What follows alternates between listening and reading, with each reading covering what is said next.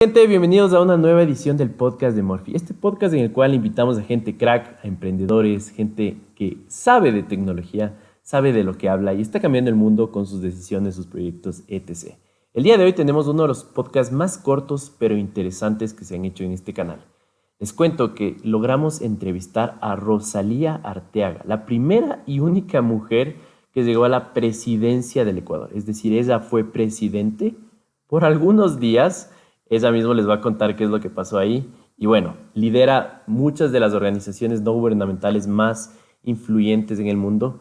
Está completamente entregada a la educación de este país. Y bueno, es una biblioteca completa. Es una de las invitadas más interesantes que hemos tenido acá. Así que agarren su snack favorito y acompáñennos en esta conversa bastante alhaja con Rosalía. Rosalía, le cuento que me topé el otro día con un podcast suyo, le habían entrevistado justo al inicio de la pandemia y la gente la conoce como la única mujer que fue presidente en el Ecuador. ¿Le gusta esa parte de cómo se refieren a usted? No sé si me podría contar un poquito. Bueno, a mí me tocaba la suerte de ser primera en varias cosas, ¿no? Fui la primera hija de 4 hermanos. Luego siempre fui la mejor estudiante, así es que era la primera de la clase en la escuela, en el colegio y en la universidad. No es que yo buscaba, sino que las cosas se fueron dando así, ¿no? Como el lugar del nacimiento, por ejemplo. Uno no lo escoge, pero le toca. Y luego en la vida me tocó ciertas acciones realizadas por mí, unas, otras, porque yo digo que la vida es como una especie de rompecabezas, ¿no es cierto? Ustedes arman de vez en cuando un rompecabezas. Y un rompecabezas uno lo pone en la mesa y empieza a colocar las fichitas. Pero de pronto viene alguien que estaba al lado y sin pedir permiso siquiera agarra y pone una ficha y es la adecuada, ¿cierto? Esto nos pasa. La vida es así, como una especie de rompecabezas, en que a veces nosotros colocamos las fichas, a veces otros nos ayudan a colocar. Así es mi vida y así es la vida de la mayor parte de las personas. Entonces, sí, evidentemente me cupo el honor de ser la primera mujer ministra de Educación, Cultura y Deportes del Ecuador en una época en que ni se hablaba de que las mujeres podían casi llegar a estos espacios. Antes de esto, con mi hermana Claudia, fuimos las primeras mujeres en la historia que creamos un periódico, un diario que se llamaba el Diario Austral en Cuenca. Creamos un partido, un movimiento político, no llegó a ser partido, un movimiento político que es el MIRA, la primera vez que lo crean mujeres. Me ha tocado ir abriendo camino. Y a veces a las que abrimos el camino nos toca aguantar también algunas situaciones complicadas, como por ejemplo el perder la presidencia de la República, que efectivamente yo asumí, firmé un decreto asumiendo, luego firmé decretos que fueron publicados en el registro oficial, es decir, ahí están las pruebas, pero el machismo evidentemente hizo que yo no pueda mantenerme como presidente hasta el año 2000. Pero sí, así es la vida y yo no tengo problema en que eso se diga. Qué interesante. ¿Cree usted, Rosalía, que luego de cuántos años son que pasó esto ya? Cuando fui elegida vicepresidenta fue en el 1996, es decir, hace exactamente 25 años, ¿no? Imagínese usted, yo fui elegida vicepresidenta 25 años antes de que Estados Unidos tenga una vicepresidenta. Recién este año la señora Kamala Harris ha sido designada vicepresidenta. Fui elegida 23 años antes de que Colombia tenga vicepresidenta, ¿no? Hace no mucho la eligieron, la actual vicepresidenta con el presidente Duque.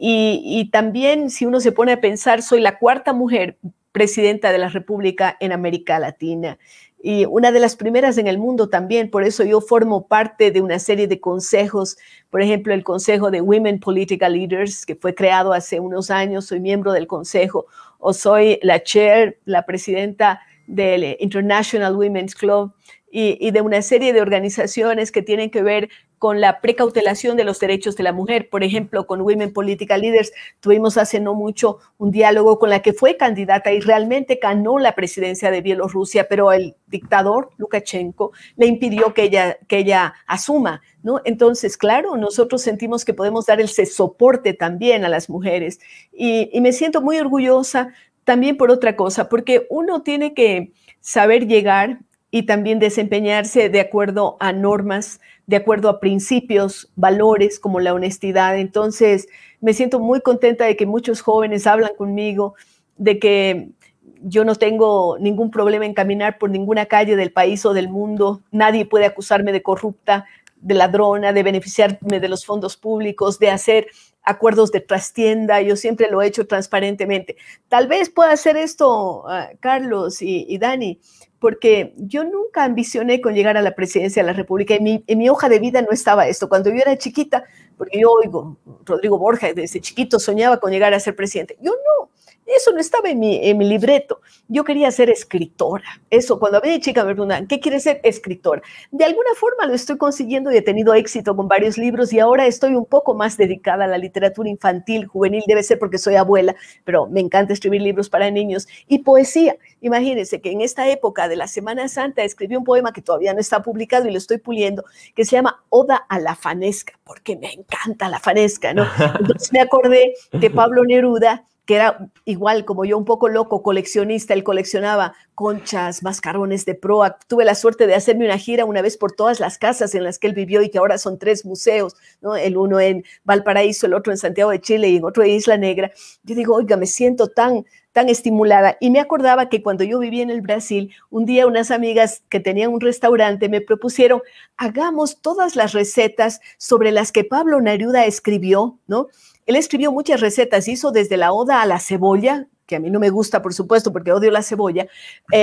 Escribió una oda al caldillo de congrio, que es un plato típico, así con sabor de mar, yo digo, de los chilenos. Entonces, acordándome un poco de eso, digo, caray, yo le voy a escribir una oda a la fanesca, que me encanta. Y casi cuando uno lee el poema, puede con eso hacer la receta de la fanesca, ¿no? Entonces, ya, me divierte eso mucho. No aspiré yo a estar en la política, yo quería una vida tranquila, nunca pensé en salir de Cuenca, yo cuencanísima por todos los 4 costados, nunca pensé, pero en el año 92 salí, dije un añito, le convencí a mi marido, a mis hijos, vamos por un año a Quito, y todavía sigo en Quito, ¿no? Desde el año 92 para acá.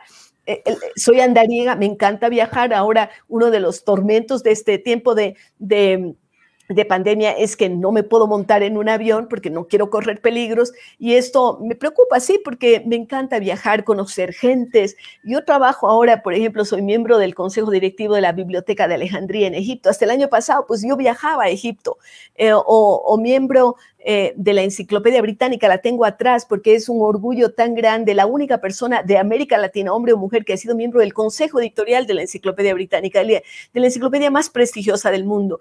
Bueno, tampoco lo busqué, un día me llegó un mail y me dijeron, ¿le interesa ser parte? Claro que sí, yo quería tener la enciclopedia, solo eso es lo que había pensado en mi vida. Nunca pensé estar en un consejo lleno de premios Nobel siendo parte de este consejo editorial. Entonces, la vida ha sido maravillosa, me ha dado golpes tremendos. El más fuerte, perder mi hijo de 10 meses de nacido. Yo perdí mi segundo hijo, un niño con síndrome de Down.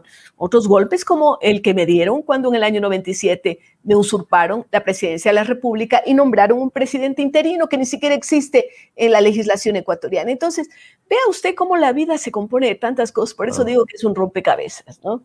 Pero, Rosalía, solo para terminar esto, ¿qué aprendizaje fue el que pudo sacar de este hecho, ¿no? Porque a todas las personas que conocemos su historia nos indigna eso y es como parte de también nuestra historia, ¿no? Pero, ¿cuál fue su aprendizaje? Ya muy personal, ya cuando hubo un momento en el que decantó todo en su vida, ¿cuál fue ese aprendizaje? Yo creo que sobre todo 2 aprendizajes. Un aprendizaje es en no confiar en las personas.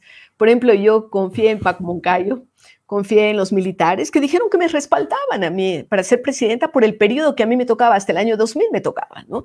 Y yo les creí y después vea lo que pasó, ¿no? Ya no tengo más palabras sobre eso. Creí también en la palabra de Bucarán, porque él me dijo que yo iba a manejar el Frente Social. Por supuesto, yo no sabía cuando acepté la candidatura que íbamos a ganar. Bucarán ya había perdido 2 veces. Aparecía al último en las encuestas, que no es que yo sea una calculadora así.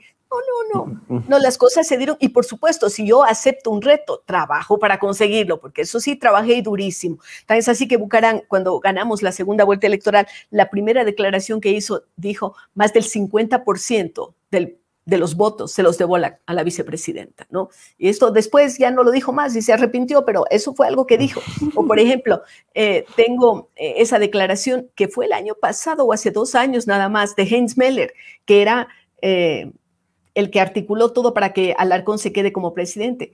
y dijo en una declaración ante la Posta que él se arrepentía de eso. Imagínese usted, casi a los 25 años lo dijo, más de 20 años en todo caso. Entonces, saqué la enseñanza de no ser tan crédula. No sé si esto ha aprendido mucho o no, porque yo todavía sigo creyendo en la gente, ¿no? Y no quisiera ser de esas que ande siempre dudando porque me amargaría la vida y yo no soy una persona amargada. La otra enseñanza que aprendí es que a las mujeres todavía nos ven como ciudadanos de segunda categoría, todavía hasta los tiempos actuales. Yo hablo con las chicas, hace poco estuve conversando en un diálogo con 4 candidatas a la vicepresidencia de los últimos tiempos y también ellas cuentan sus historias, ¿no? Y se han unido y me parece lindo porque además hacer un pacto de no agresión entre las mujeres, que no siempre funciona, porque también entre las mujeres a veces nos agredimos. Entonces yo diría que ese par de lecciones son las que me quedaron, pero también me quedan cosas gratas, ¿no? De haber abierto caminos para las mujeres, de haberlo hecho con honestidad. Eso no me lo quita nadie. Y justamente complementando en este tema, ¿qué puede ser algo en estos 20 y tantos años desde que usted estuvo de presidenta, Rosalía? Algo que todavía no ha cambiado, o sea, dentro del machismo y de todo, y de esta sociedad patriarcal en la cual no le dan oportunidad a las mujeres y como dice usted, a veces son tratadas hasta como objetos. O sea, es algo sorprendente. Estamos ya en 2 milenios y más como sociedad, bueno, muchísimos milenios y hay cosas que no cambian. Entonces, algo que no ha cambiado en absolutamente nada y algo que, gracias obviamente al trabajo de muchísimas mujeres y hombres, hemos dado buenos pasos también, ¿no? En esto de los derechos a las mujeres. A ver, yo diría que en la parte legal se ha avanzado bastante. Vea usted que a partir de las próximas elecciones del 2025 siempre habrá una mujer o vicepresidenta o presidenta, ya no estaré solitaria, ¿no? Elegidas por el pueblo, porque ahora va a ser paritaria y no van a poder inscribir ningún binomio en que no esté constituido por hombre-mujer o mujer-hombre. Esto es algo importantísimo. Creo que se ha ganado mucho en la participación tanto en el sector privado como en el público, pero todavía hay muchas cosas que faltan por hacer. Por ejemplo, en el mundo laboral todavía las mujeres ganan en muchos sectores menos que los hombres. Si no, vaya a preguntar a las árbitras de fútbol, ¿no? Los árbitros, sobre todo si son FIFA, ganan fortunas por pitar en los partidos. Las mujeres que son árbitros, digo árbitras porque a ellas les gusta que les llamen así. Alguna vez yo dije árbitro, me dijeron, no, nosotros somos árbitras. Bueno, ellas a veces tienen que pagarse sus pasajes, viajan por bus mientras los otros viajan en primera clase en avión, o sea, una serie de diferencias. Yo, una de las últimas salidas que hice el año pasado fue al Foro Económico de Davos y allí me tocó estar con una señora que es la entrenadora de fútbol del equipo de la selección de los Estados Unidos, Jill Ellis. Y ella se quejaba muchísimo. Decían, la selección de fútbol de Estados Unidos nunca ha ganado la Copa del Mundo, nunca. Pero la selección de fútbol femenino ganó 2 veces y ella fue la DT, ella fue la directora técnica. Y vaya a comparar el sueldo de ella con los directores técnicos de la selección de fútbol masculino en los Estados Unidos. También otra cosa que es dramática es el tema de la violencia doméstica, que se ha acentuado, sobre todo ahora con la pandemia, tal vez el hecho de estar muy juntos todo el tiempo, marido, mujer o parejas, etcétera, hace que la casa sea el lugar más peligroso para una mujer. Imagínense esto, aquí en el Ecuador, la casa, porque la mayor parte de agresiones, de violaciones, se producen en las propias casas y por las parejas. Y peor en esta pandemia, ¿no? Sí, peor en la pandemia. Algunos casos. Así es. Entonces, hay varias cosas de estas que podríamos decir que son cosas que no han avanzado, en donde todavía tenemos muchos debe, ¿no? Así es. Y dentro un poco avanzando, ¿no? En cuanto a la relación o más bien, en esta línea de tiempo, ¿no? Entiendo que ahora Rosalía Arteaga está precisamente trabajando en diferentes sectores y en diferentes proyectos para tratar de generar espacios más democráticos, generar espacios de convivencia sana, llamémoslo así. Uno de ellos, y un poco el que quisiera abordar, es este espacio de formación de jóvenes líderes, ¿no? Quisiera que nos cuente más acerca de este proyecto, cómo fue que nació y por qué apostarle a una formación de carácter política, ¿no? De los futuros líderes que va a tener nuestro país. A ver, Dani, desde que yo dejé la política en el año 98, decidimos crear con un grupo de amigos una fundación que se llama Fundación para Integración y Desarrollo de América Latina. Siempre la vocación fue por aquello que a mí me motivó siempre, la educación. Yo empecé a ser profesora y a veces la gente no sabe eso, ¿no? Porque ha visto más mi faceta política, que fue bien corta, del 92 al 98. Es decir, estamos hablando de 6 años, pero marcante, claro. Pero yo fui 19 años profesora de colegio en Cuenca. Empecé a los 17 cuando la monjita rectora me pidió que fuera profesora y yo casi me desmayo, porque evidentemente a los 17 años ser profesora era un reto enorme y me gustó. Entonces, Fidal se dedicó sobre todo a la educación y hacemos varias cosas, concurso para premiar a los mejores profesores de Ecuador y ya de toda Iberoamérica. Hemos trabajado con entrenamiento de maestros, hemos trabajado con ciencia y tecnología, con proyectos de ciencia, tecnología, ingeniería y matemáticas, pero uno de los temas que a nosotros siempre nos motivaba era cómo capacitar a los jóvenes. Y surgió una coyuntura cuando se aprobó la Constitución del año 2008. Usted recordará que allí se aprobó también el que los jóvenes de 16 y 17 años pudieran votar, ¿no? Es un voto optativo, no obligatorio. Y eso, ahora que seguro que me están viendo un montón de jóvenes, no desaprovechen esa oportunidad. Nosotros no la tuvimos. Tal vez Dani no la tuvo y Carlos tampoco, ¿no es cierto? No pudieron votar cuando tenían 16, 17. Para nada. Yo voté ya un poco más avanzado, en el 78, yo voté a más de los 20 años porque cuando me tocaba votar, cuando tenía 18 años, todavía había una dictadura en el Ecuador. Entonces, la primera vez que voté fueron las elecciones del 78, elecciones seccionales, y en 79, cuando hubo las elecciones presidenciales, ¿no es cierto? Entonces, es un privilegio votar. No debería ser tomado como una obligación, sino como un derecho que uno tiene. Entonces, mi llamado a los jóvenes es a que no desaprovechen esa oportunidad.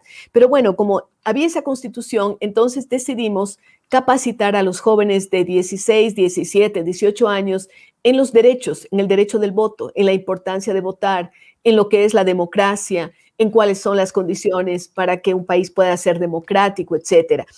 Capacitamos a más de 12,000 jóvenes en esa época en el Ecuador. Y de allí surgió un poco la preocupación de que debíamos insistir más, porque las capacitaciones en algo que se llamaba Foros por la Democracia las hacíamos una mañana o una tarde, reuníamos, no sé, 300, 400 chicos y hablábamos de estos temas, les hacíamos que ellos redacten algo, en fin, algo se conseguía. Entonces dijimos, vamos a crear los campus de la democracia, y entonces, consiguiendo apoyo de diferentes sectores, hacíamos un fin de semana, desde el viernes en la tarde hasta el domingo en la tarde, estos campus de capacitación, y nos reuníamos en Baguanchi, en Cuenca, o nos fuimos inclusive a la zona de Huaquillas, donde tuvimos chicos ecuatorianos y peruanos, en Galápagos. Bueno, en varios lugares hicimos estos campus, pero todavía nos quedaba corto. Entonces decidimos crear el Centro de Formación para el Futuro, la Escuela de Liderazgo, desde hace 7 años, que yo creo que es una iniciativa fantástica porque nos permite capacitar a los jóvenes líderes que el Ecuador necesite. Tenemos una base de conocimientos éticos, todo está cruzado por valores, ¿no? Pero también les enseñamos realidad nacional, realidad internacional, media training, ¿no? Para que aprendan a desenvolverse en público, expresión oral y escrita, cómo hacer proyectos. Dani, no es solamente para jóvenes políticos, también participan emprendedores, radiodifusores, líderes sociales, maestros que estén entre 18 y 35 años de edad y que nos demuestren que tienen un liderazgo. Puede ser la reina de Pujilí, que la hemos tenido, puede ser el presidente de la FEUE, Mauricio Chiluisa, que fue nuestro alumno, o puede ser el genio de la robótica de la San Francisco, Inti Kondo, que hizo el robot Cuy, el robot Cóndor y todo esto. Él ha sido nuestro alumno. Y tenemos jóvenes maravillosos, algunos están en la política, son asesores parlamentarios, son asambleístas suplentes, creo que todavía no llegan a ser asambleístas principales, son concejales. Tenemos gente fantástica, otros que han ganado becas, y varios de ellos nos dicen que ganaron las becas porque estuvieron con nosotros. Yo siempre firmo recomendaciones para los chicos que han estado con nosotros porque los conozco, y entonces puedo firmar esas recomendaciones, recomendar para que vayan a una beca en Corea o para que vayan a Inglaterra, y la mayor parte de ellos han tenido éxito y han conseguido esas becas. Eso nos da muchísimo orgullo. Y realmente lo interesante es que ya llevamos, este es el 7º año, tenemos 6 promociones graduadas y los resultados son increíbles. El año pasado tuvimos que migrar a hacerlo online, antes era semipresenciales, teníamos a los chicos una vez por mes con nosotros, un fin de semana durante 6 meses, ¿no? Trabajando, durmiendo, almorzando, desayunando con nosotros, teniendo de conferencista al embajador de México, por decir algo, y almorzando con el embajador, o teniendo al día siguiente pues a Sixto Durán Ballén, que hasta que se murió, pues él siguió hasta unos meses antes, él siguió dándonos esas charlas, o un canciller o una persona que sea un analista económico, etcétera. Aparte de los profesores de planta, tenemos estos conferencistas que van dándoles charlas, o por ejemplo a los chicos todos los años les llevábamos al teatro, al patio de las comedias para que vean sátira política. Para muchos era su primera vez en el teatro, ¿no? Nosotros tenemos chicos de comunidades indígenas y de todo lado. Este año tendremos la 7ª promoción. En junio empezamos, ¿no? Pueden inscribirse, nosotros los cursos los damos gratuitos, igual que los otros proyectos de la fundación, y claro, una de las tareas mías es andar pasando el sombrero a ver quién nos puede apoyar, quién puede pagar una beca, quién puede hacer un aporte en especie también, o dándonos las mochilas para los chicos o cosas así, pero realmente nos encanta este proyecto y me alegra que ustedes lo hayan mencionado. Regresando justamente a este tema de la educación, hay un fenómeno un poco triste que está pasando, y bueno, ha pasado siempre, pero cuando hacemos memoranza de los profesores que hemos tenido en el colegio, en la escuela, siempre son contados los profes que nos educaron de una forma apasionada y nos marcaron. Siento que deberían haber muchos más de estos profesores, y siento que otros países lo están haciendo mucho mejor que nosotros. Entonces, tal vez una evaluación rápida de por qué pasa esto en primer lugar y cómo podríamos mejorar desde los jóvenes, ¿no? Que por el momento somos las personas que estamos yendo a las clases, pero en algún momento estoy seguro que muchos se van a convertir en profesores. Espero que sí, y que cuando se conviertan de profesores lo hagan con pasión y verdaderamente por vocación, no como la última opción. Como ahora tenemos este sistema de inscripción en las universidades, yo veo que algunos chicos, porque les hacen poner 5 opciones, ¿no? La primera opción, ser médico, la segunda, ser odontólogo, la tercera, ser biólogo, y al final, por descarte, ponen profesor. Y a veces esa es la que les sale, pero no lo hacen por convicción. Yo creo que en las últimas décadas ha habido una devaluación de la tarea de profesor. Se cree que ser profesor es lo último del coche, y entonces no va la gente más preparada, no va la gente que realmente tiene vocación. Los sueldos en general han sido malos, las exigencias son muy altas, porque recuerde que un profesor tiene siempre un público al frente. Puede ser los niños, los jóvenes, los padres de familia. Los padres de familia muchas veces dejan de lado su responsabilidad, matriculan al chico en la escuela o en el colegio y allá, que hagan cualquier cosa. Solamente cuando tienen una mala nota es que empiezan a preocuparse, o cuando les llamaron por algo de disciplina, o por consumo de drogas, o por bullying, o qué sé yo.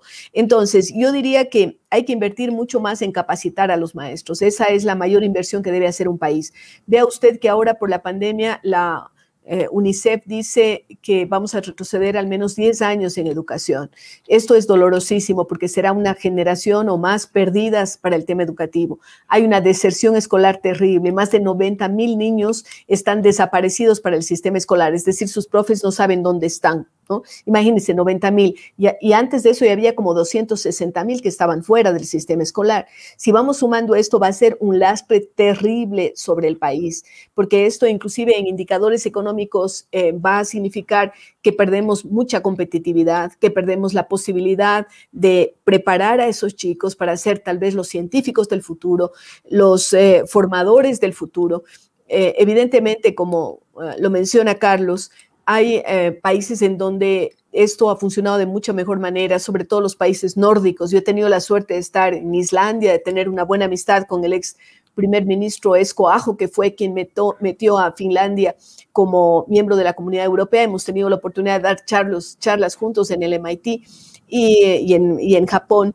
Y claro, lo que ellos relatan es una valorización de la figura del maestro. Los maestros, mientras trabajan con los más chiquitos, son los mejor pagados porque tienen más esfuerzo, pero además tienen asistentes de cátedra. Aquí tal vez no tengamos para pagar asistentes de cátedras, pero yo he hecho una propuesta que ojalá en el próximo gobierno acepten, que es de que los estudiantes de cualquier asignatura de último año de las universidades públicas se transformen en tutores de los niños y de los jóvenes. Imagínense ustedes, sería la gran minga por la educación, sueño con eso. ¿Por qué? Porque usted tendría que estudiantes de medicina, por ejemplo, le estén dando clase de biología a los niños. Seguro que saben más que el profe. Que estudiantes de ingeniería estén haciendo que los niños amen las matemáticas, que vayan por el pensamiento lógico, ¿no? Que sientan que esto es necesario, no una pérdida de tiempo. Yo, por ejemplo, tenía pánico a matemáticas, seguramente tuve mal profesor de matemáticas, pero esto hizo que yo defina mi carrera.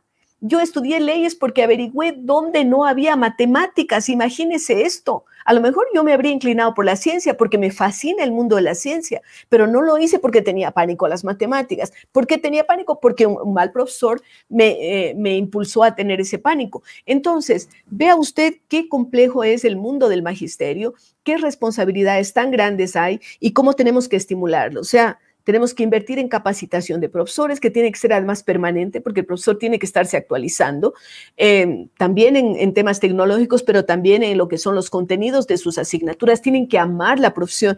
Justo en esta época de pandemia, como he estado dando tantas charlas y todo, se me ocurrió crear el decálogo del maestro innovador. Lo tengo escrito, ya lo he dado en algunas charlas, ¿no? Así es que lo primero que pongo es pasión por la educación, ¿no? Esa es la primera condición de un maestro innovador. Luego, preocuparse por la tecnología, leer siempre, ser creativo. Bueno, todas estas cosas que no voy a mencionar ahora, pero creo que son indispensables y habría que hacerles un test a los profesores, a los que quieren estudiar la carrera de la docencia, a ver si realmente tienen esa vocación.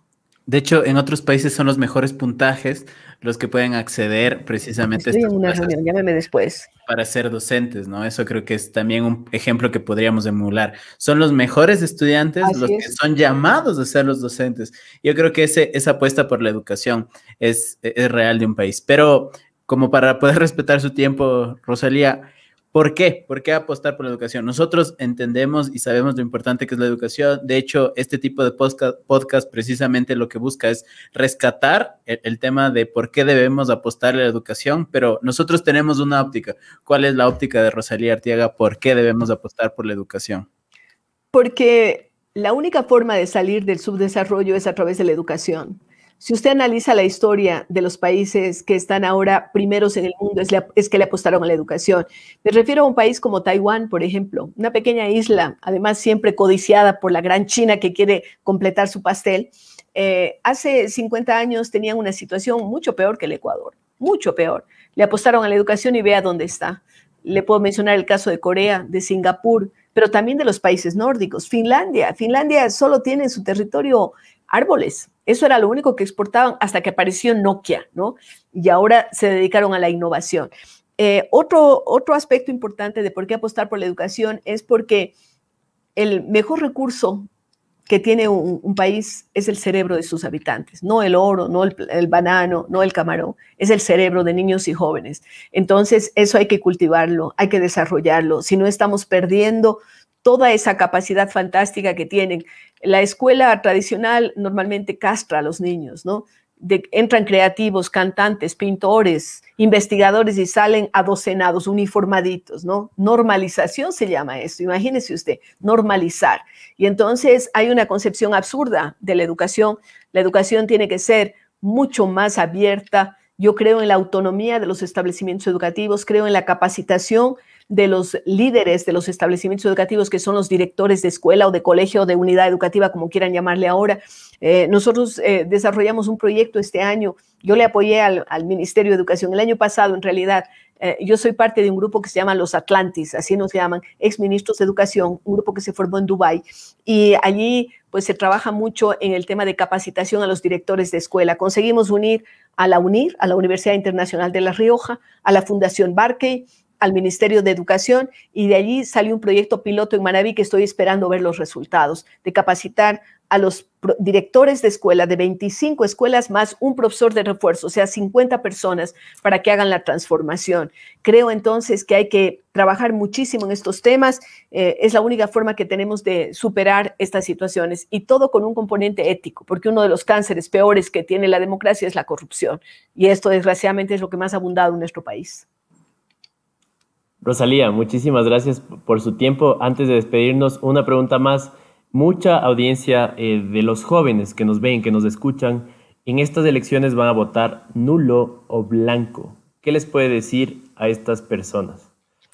Bueno, primero quiero agradecerles a ustedes por la oportunidad y segundo, eso me recuerda a la Semana Santa. ¿Ustedes se acuerdan de Poncio Pilatos, de ese personaje? Ese que se lavó las manos y dijo, allá, ustedes resuelvan. ¿Y cómo pasó a la historia? Como el hombre que se lavó las manos. No es un papel muy agradable. ¿Quieren ser eso ustedes jóvenes? ¿Anulando el voto, votando en blanco? Porque los blancos se suman al ganador. Y esto puede significar, decir, allá, no. Lo nulo significa otros resuelvan mi problema, pero después nosotros nos quejamos de esos problemas, ¿no? Entonces, yo les propongo que salgan a votar y que voten conscientemente. Tal vez ninguno de los dos candidatos nos satisface, tal vez, eso es cierto, pero votemos por alguien que puede garantizar una estabilidad para el país, alguien que puede garantizar la dolarización. ¿Por qué lo hablo? Ustedes son jóvenes, pero yo sí viví la época en que el dólar subía terriblemente de precio y teníamos un dólar de 25,000 sucres y no podíamos planificar. Yo estoy viendo, mire, yo tuve buena amistad con Chávez, con Hugo Chávez, le conocí antes de que fuera presidente de la República y sé las barbaridades que se hicieron en este país, sé las barbaridades. Pensar que allá hay un billete de 1,000,000 de bolívares que vale 53 centavos de dólar, tal vez menos este rato. Mire, yo he estado, la última vez que estuve en Venezuela, en Caracas y en Barquisimeto, fue en el año 2016. Mire, Chávez votó por mí para secretaria general de la Organización del Tratado de Cooperación Amazónica. Así es que a mí no me pueden decir que no conozco el monstruo de cerca, lo que pasa en Venezuela. Mire, yo estuve en el 2016 invitada a dar unas conferencias y tuve que ir a comprar un medicamento, yo personalmente. ¿Puede creer que tuve que hacer una fila enorme frente a la farmacia y no conseguí el medicamento? Wow. Visité algún supermercado, no había comida en el supermercado. ¿Usted por qué cree que hay casi 500,000 venezolanos viviendo en el Ecuador? ¿Porque a ellos les gusta mucho el Ecuador? No, señores. No. Antes los ecuatorianos migraban a Venezuela en la época del boom petrolero. Migraban a Venezuela. Venezuela tiene las mayores reservas de petróleo del mundo. O estamos viendo lo que pasa en Argentina. Argentina era el granero del mundo y ese rato tiene el índice de desnutrición infantil más alto de América. ¿Cómo es esto posible? No queremos ese futuro. Así es que piénsenlo, no menciono nombres porque yo no estoy afiliada a ningún partido, no quiero participar en política. A mí me proponen ser candidata a todo lo que ustedes imaginen cada vez, no quiero, pero la verdad es que sí siento que uno tiene que preocuparse por el país y siento que estas votaciones del día domingo 11 de abril son cruciales, o por la libertad o por el camino de Venezuela. Y yo me quedo con la libertad. Así tengamos problemas, porque vamos a tener problemas y tendremos derecho a protestar. Con los otros ni siquiera nos permitirán salir a las calles. Gracias. Rosalía, muchas gracias. Respetamos mucho el tiempo de nuestros invitados y también la agenda. Ojalá otra vez podamos tener este espacio también con usted, si desea igual que a alguien podamos invitar a este espacio, pues precisamente es un espacio abierto para hablar de estos temas que son súper necesarios y en un ambiente más bien de diálogo, ¿no? Creo que a este país le hace falta mucho diálogo, así que muchas gracias por su tiempo y por darnos este espacio. Gracias. Rosalía, una cosita, por si acaso tiene alguna red social en la que usted esté constantemente, para que la gente que le quiera seguir. Yo estoy bastante en Twitter, en Facebook y en Instagram. No estoy todavía en TikTok, pero no sé si algún rato. Ya mismo. ¿Cómo le encontramos por allá? Sí, como Rosalía Arteaga, en Instagram, en Twitter. Facebook creo que tiene uno máximo 5,000, entonces no he podido crecer, pero ahí está también otra red en la que estoy. Un grupo de mujeres decidieron crear la Fundación Rosalía Arteaga, se llama RAW, R-A-W, Rosalía Arteaga, The Global Women Foundation, que ya está con capítulos en Marruecos, en España, en varios países, wow, ¿no? Entonces, esto es algo que nació en la pandemia, que me contactaron y bueno, RAW, pueden encontrar ese vínculo sobre todo en Facebook, pero creo que en LinkedIn también están. Buenísimo, muchísimas gracias por su tiempo, Rosalía. Y que esté muy bien y a cuidarse mucho y a salir a votar. Así es, chao. Gracias.